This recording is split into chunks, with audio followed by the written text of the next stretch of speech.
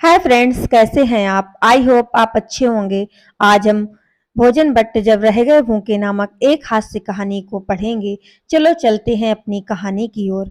हमारी कंपनी के मैनेजर लुभाया राम राय यूं तो बहुत डरपोक और संकोची आदमी थे, मगर खाने के मामले में और खासकर दूसरे की जेब के पैसे खर्च कराकर खाने के मामले में ना उन्हें पेट फटने का डर सताता था, ना संकोच होता था। इसलिए हम उन्हें भोजन भट्ट कहते थे। जब भी हम लंच करने रेस्तरां में जाते, भोजन भट्ट भी हमारे पीछे पीछे आ पहुंचते और कई चीज़ों का ऑर्डर देकर हमारे पास बैठ जाते। फिर हमसे पहले सभी चीज़ें चट करके मुंह साफ करते, कहते, मैं अभी आ रहा हूँ, पर लौटकर कभी ना आते। इस तरह उनके भोजन के पैसे भी हमें चुकाने पड़ते। एक बार जब भोजन भट्ट जी ने हम 3 साथियों को अपने घर भोजन का निमंत्रण दिया, तो हमें आश्चर्य हुआ। हम अगली पिछली सारी कसर पूरी करने का इरादा करके अगले दिन पहुंच गए भोजन भट्ट जी के घर। उनके घर पर कीर्तन हो रहा था। करीब 3 घंटे बाद जब कीर्तन समाप्त हुआ, तो भोजन भट्ट ने सबको प्रसाद बांटा। उसके बाद एक-एक करके सभी लोग चले गए।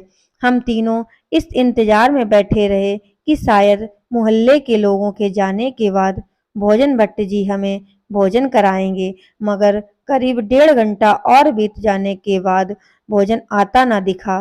तो हमारे एक साथी ने पूछ ही लिया कि भोजन कब मिलेगा। उसकी बात सुनकर भोजन भट्ट जी बोले, भोजन?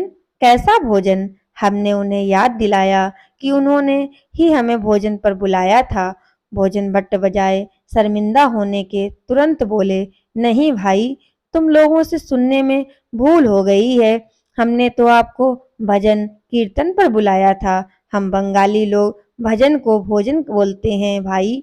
फिर थोड़ा ठहर कर वे बोले, आज तो मैं आपको भोजन करा भी नहीं सकता, क्योंकि आज हमारे घर कीर्तन हुआ है, सो घर में खाना नहीं बनेगा, सब उपवास रखेंगे। हाँ, अगर किसी को ज्यादा ही भूख लगेगी तो वह होटल में जाकर खा आएगा। हमने कहा, तो चलिए हमारी खातिर आप ही उपवास तोड़ दीजिए। भोजन भट्ट जी ने यह सलाह तुरंत मान ली। होटल में पहुंचकर लंबा चौड़ा आर्डर दिया। अभी हम लोग आधा पेट भी नहीं भर पाए थे कि वह अपने हिस्से का तमाम भोजन चट कर कर उठ खड़े हुए और हमेशा की तरह मैं अभी आता हूँ कहते हुए यह जा और वह जा कहना ना होगा। अपने साथ साथ हमें उनके भोजन के भी पैसे चुकाने पड़े। बस उसी समय हम तीनों ने उन्हें सबक सिखाने की ठान ली। अगले दिन हम तीनों भोजन भट्ट जी से अलग अलग मिले और उन्हें इतवार की दोपहर अपने अपने घरों में खाने का निमंत्रण दे दिया। उन्होंने तीनों जगह खाना खाने की सहस्र स्वीकृति दी। उन्होंने बुधवार से ही अपने घर पर खाना छोड़ दिया था। इतवार को सुबह सवेरे वह अपने घर से निकल पड़े।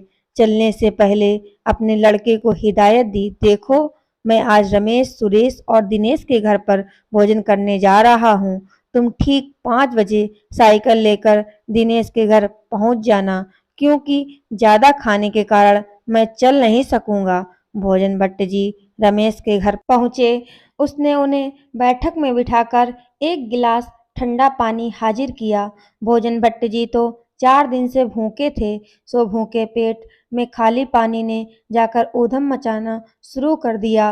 भीतर रसोई घर से तवे पर कुछ तले जाने की आवाज आ रही थी। उसे सुन सुनकर भोजन भट्ट प्रसन्न हो रहे थे और इंतजार में थे कि कब वे सब पकवान उनके सामने आएंगे। पर भीतर कुछ बन रहा होता तब तो आता। भीतर तो रमेश की पत्नी खाली गर्म तवे पर पानी के छींटे मार रही थी। अचानक वह आवाज आनी बंद हो गई। भोजन भट्ट जी सतर्क होकर बैठ गए।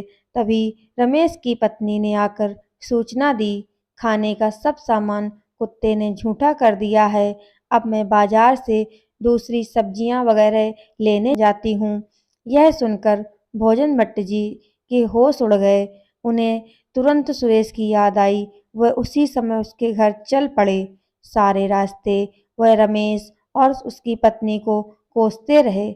जैसे ही वह सुरेश की गली में मुड़े, वह उनसे टकरा गया। वह बोला, सर, मुझे सुबह रमेश ने बताया कि आज आपकी दावत उसके घर में है, सो मैंने कार्यक्रम बदल दिया। अब मैं कहीं जा रहा हूँ। आपको भोजन कराने का मौका आज तो मेरे हाथ से निकल गया, मगर कोई बात नहीं, फिर कभी सही। इतना कहकर वह तेजी से बस स्टॉप की तरफ दौड़ गया। बेचारे भोजन भट्ट जी काफी देर तक भूखा पेट पकड़े सुरेश पर लानत मलानत भेजते रहे। फिर कुछ हिम्मत बटोरकर मेरे घर के लिए चल पड़े। मैं तो उनके इंतजार में बैठा ही था। तपाक से उन्हें घर ले आया।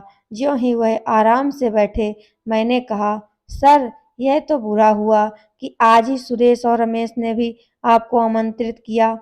अब मैं आपके पेट के साथ तो ज्यादती कर नहीं सकता, इसलिए अभी मेरी बात पूरी भी नहीं हुई थी कि मेरी पत्नी 2 कप चाय ले आई। चाय पीकर मैं उन्हें छत पर ले आया ताकि हवा का आनंद लिया जा सके। छत पर पहुंचते ही भोजन भट्ट जी ने मरी हुई आवाज में कहा, नहीं, मैंने उनके यहाँ भोजन नहीं किया। मैंने फैसला किया था कि खाना मैं तुम्हारे ही घर खाऊंगा। तभी मेरी पत्नी छत पर आकर बोली, देखिए, मैं जरा अपनी माँ के घर तक जा रही हूँ, शाम को देर से लौटूंगी। और वह फौरन घर की चाबियां मेरे पास रखकर चली गई। मैं अरे सुनो तो चिल्लाता रहा, पर उसने मुड़कर भी ना देखा। इधर मैं भोजन भट्ट जी का हाल देखकर अवाक रह गया। वह बेहोश होकर छत पर लुढ़क चुके थे। शाम को उनका लड़का मेरे घर आया और भोजन भट्ट जी को उसी हालत में साइकिल पर लाद कर ले गया। वह पूरे रास्ते बड़बड़ाता गया, कहा था, एक साथ 3-3 घरों में दावत मत खाना, पर किसी की सुने तब ना।